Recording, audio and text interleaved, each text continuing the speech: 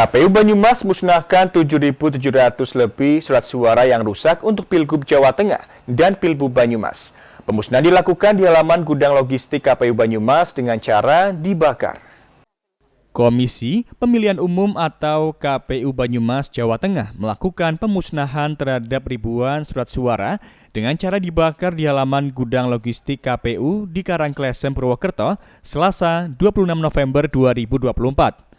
Surat suara yang dimusnahkan adalah surat suara Pilgub Jawa Tengah dan Pilbub Banyumas yang ditemukan dalam kondisi rusak dan tidak terpakai. Ketua KPU Banyumas, Rofi Ngatunasana, mengungkapkan, total surat suara yang dimusnahkan mencapai 7.700 lebih lembar surat suara. Surat suara yang dimusnahkan ini merupakan surat suara Pilbub Banyumas dan Pilgub Jawa Tengah. Temuan surat suara rusak diantaranya ada warna yang luntur dan tercampur, ada surat suara yang terobek, ada surat suara dengan gambar paslon yang pudar, dan kertas yang cacat. Banyumas menggelar kegiatan pemusnahan kelebihan surat suara untuk pemilihan tahun 2024. Perlu kami sampaikan bahwa setelah proses sortir lipat dan distribusi logistik yang saat ini sudah sampai di tingkat TPS pada tanggal 26 November atau H-1 sebelum pemungutan suara, sesuai regulasi ini harus dilakukan pemusnahan surat suara yang rusak atau sisa.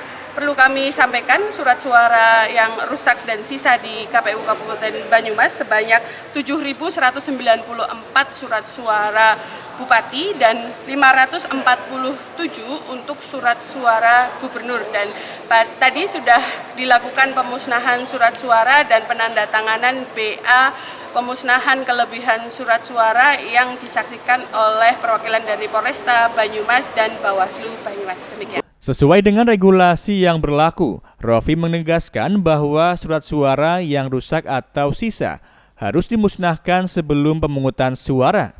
Sedangkan saat ini distribusi logistik sudah sampai di tingkat TPS. H-1 sebelum pemungutan suara, sesuai dengan regulasi, pemusnahan surat suara yang rusak atau sisa harus dilakukan.